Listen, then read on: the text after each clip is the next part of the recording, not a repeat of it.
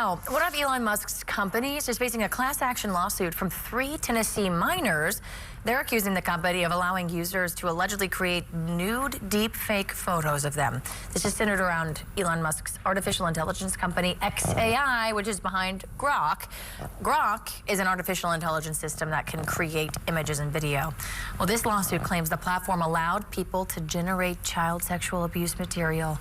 The families for the minors are seeking damages for what they say they've gone through. Strikes